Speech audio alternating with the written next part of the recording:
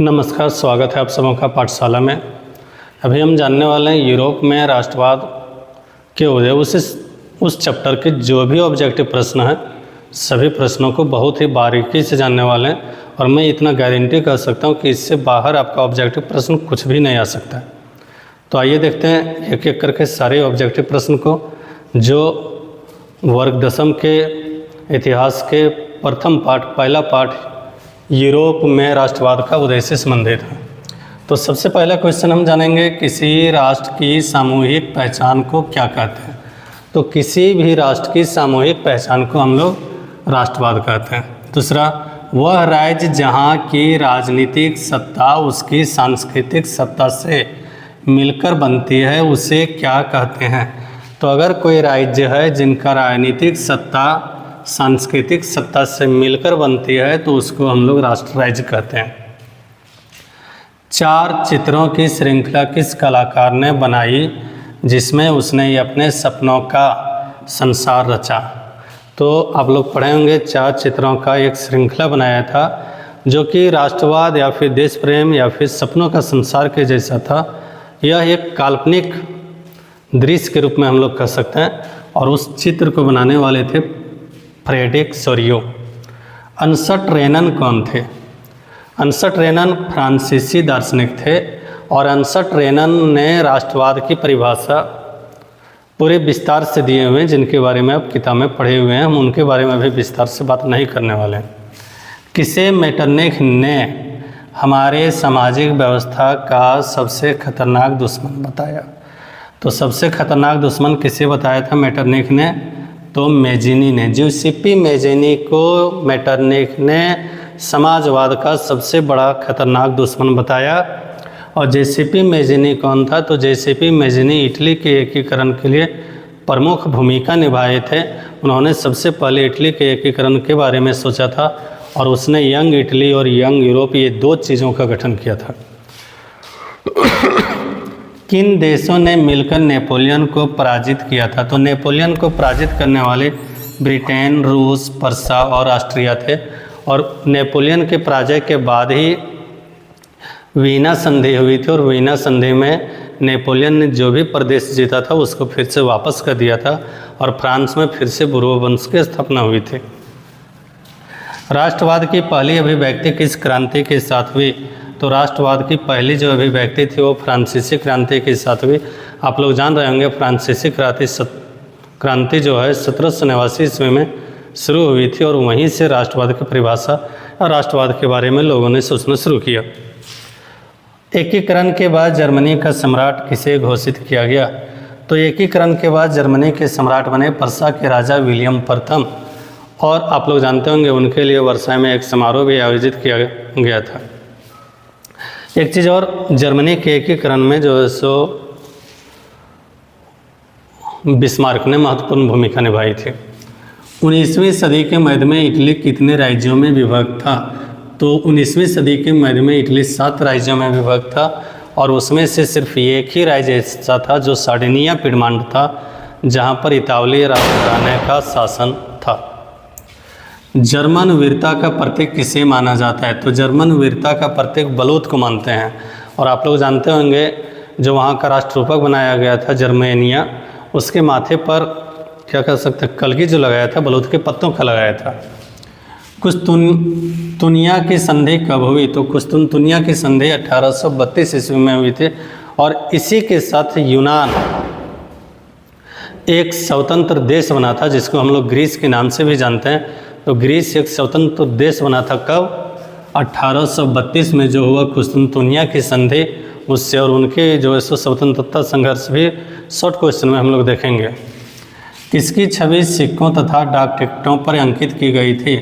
तो मरियान जो है फ्रांसीसी क्रांति के दौरान एक रूपक बनाया गया था फ्रांस के लिए और वो मरियान है और उसी का छवि जो है सिक्कों तथा डाक टिकट पर अंकित किया गया था। इंग्लैंड और खाली जगह के बीच एक्ट ऑफ यूनियन से United kingdom of great Britain का गठन हुआ। तो इंग्लैंड और किन के बीच? तो इंग्लैंड और स्कॉटलैंड के बीच में एक्ट ऑफ यूनियन के गठन से संधि से उनके बाद United kingdom of great Britain का गठन हुआ था। अगला, जर्मनी के एकीकरण में प्रमुख भूमिका निभाने वाले बिस्मार्क कहाँ के चांसलर थे? तो जर्मनी के एकीकरण में बिस्मार्क ने महत्वपूर्ण भूमिका निभाई और वे पर्सा के चांसलर थे। कहाँ के चांसलर? पर्सा के चांसलर। ये खून और खड़ग नीति पर विश्वास रखते थे। खून और खड़ग नीति का मतलब ये क्या कह सकते हैं, डिक्टेटरशिप जिसको कह सकते हैं, उस प्रकार से खून और खड़ग नीति मतलब मार काट करके सैनिक सेवा के तहत। राष्ट्रवाद में एक निश्चित भौगोलिक क्षेत्र की जनता किसके द्वारा जुड़ी होती? तो राष्ट्रवाद जैसे बात आई तो समान संस्कृति होनी चाहिए, समान इतिहास होना चाहिए, भाषा और लोक परंपरा होनी चाहिए। आइए अब आगे देखते हैं। तो 16वां में है, बुर्बो राजवंश का शासक किस देश में था? तो बुर्बो राजवंश का शासन किस देश में था? फ्रांस में। आप लोग जान रहे हैं 1789 की क्रांति जब हुई थी उस समय फ्रांस के जो राजा थे लुई 16वां, वो बुर्बो राजवंश के ही थे। अगला प्रश्न, वह विचारधारा जो स्त्री पुरुष की सामाजिक, आर्थिक एवं राजनीतिक समानता, स्त्री और पुरुष दोनों की सामाजिक, आर्थिक और राजनीतिक समानता पर आधारित हो, इसे क्या कहते हैं? तो यहाँ पर उसको हम लोग नारीवाद कहेंगे। 18वां प्रश्न, मार्सिले किस देश की राष्ट्रीय भक्ति गीत है? तो मार्सिले जो है फ्रांस की राष्ट्रीय भक्ति गीत है और ये जब नेशनल असेंबली सब की स्थापना हुई थी उस समय बनाया गया था। किसके द्वारा? सैनिकों के द्वारा। 19वां, रक्त और लोह। रक्त और लोह की नीति का अवलंबन किसने किया? तो रक्त और लोह नीति का अवलंबन बिस्मार्क ने किया था। किसके लिए किया था? तो वह जब जर्मनी का एकीकरण कर रहे थे उस समय। खून और खड़ग नीति भी इसको कहा जाता है। इसका ऑप्शन में आ सकता है खून और खड़ग नीति का अवलंबन किसने किया। 20वां प्रश्न, फ्रांस के क्रांति का अग्रदूत किसे कहा जाता है? क्रांति का अग्रदूत का मतलब किसके कारण फ्रांस में क्रांति हुई? तो फ्रांस में क्रांति होने का एक प्रमुख कारण क्या था? तो इसका सही आंसर है रूसो। इन्होंने किताब लिखी और किताबों के कारण इन्होंने जो एक नई सोच ला के दिया उसके कारण आप जान रहे होंगे इनका एक किताब था। कौन किताब? सामाजिक अनुबंध, द सोशल कॉन्ट्रैक्ट। और उसी के तहत इन सबों की जो है सो किताब, चाहे रूसो हो गए या फिर 2-3 और जो थे, तो उन सब के कारण। अगला प्रश्न, यंग इटली और यंग यूरोप नामक 2 भूमिगत संगठनों की स्थापना किसने किया? तो यंग इटली और यंग यूरोप की जो स्थापना किया था वो मेजिनी ने किया था।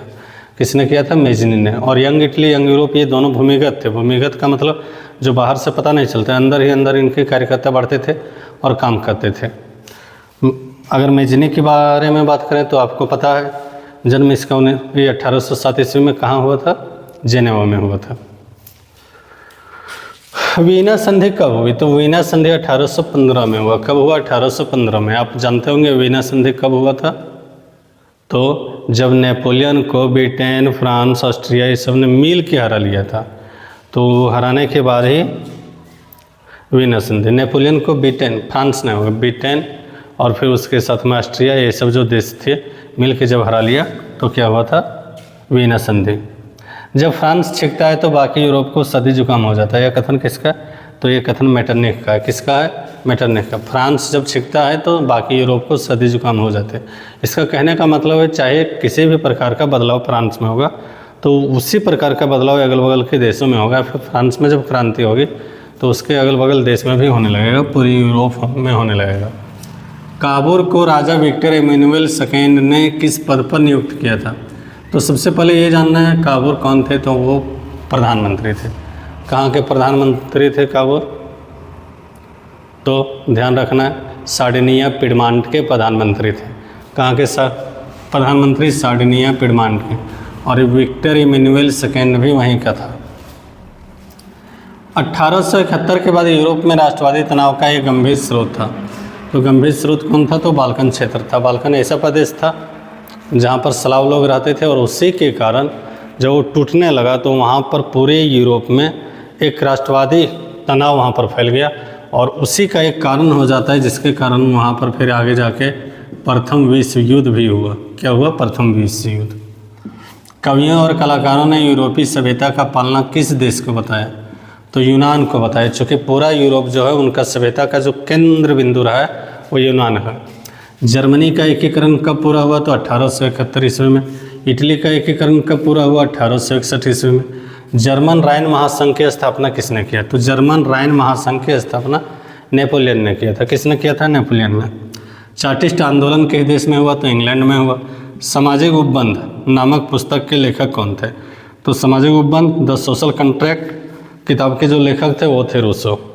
शुल्क संघ जोल्वेराइन की स्थापना किसकी पहल पर की गई? तो परसा जो थे, परसा क्या है? तो एक राज्य कह सकते हैं उस समय जो था, तो उसी के पहल पर शुल्क संघ जोल्वेराइन। बिस्मार्क जर्मनी के चांसलर कब बना? देखो यहाँ क्वेश्चन में जर्मनी, अगर ये होता सार्डिनिया पिडमांट तो फिर अलग हो जाती, लेकिन जर्मनी का चांसलर कब बना? तो 1871 ईस्वी में बना। चूँकि आप जान रहे हैं जर्मनी का जो एकीकरण हुआ वो कब हुआ? 1871 ईस्वी में, तो चांसलर भी 1871 में बना। पहले तुम मनुष्य उसके बाद किसी देश का नागरिक या कुछ या नहीं कुछ, यह कथन किसका है? तो यह कथन है मेजिनी का। मेजिनी का एक और कथन जो था, राष्ट्र मनुष्य की प्राकृतिक इकाई है, यह भी था। तो अभी हम टोटल कितने प्रश्न हो गए? 34। चैप्टर नंबर पहला से कुल 34 प्रश्न को देखें, और मैं ये गारंटी कर सकता हूँ कि इन्हीं 34 प्रश्नों से आपके जो भी ऑब्जेक्टिव आने वाले परीक्षाओं में, क्लास 10th की परीक्षाओं में, चाहे वो हाफ ईयरली हो या फिर जो है प्री बोर्ड हो या फिर फाइनल बोर्ड हो, तो यही 34 में से ही आएंगे। तो इसको एक दो बार और आप लोग देख लें और अपने दोस्तों के साथ भी इसे शेयर करें। धन्यवाद।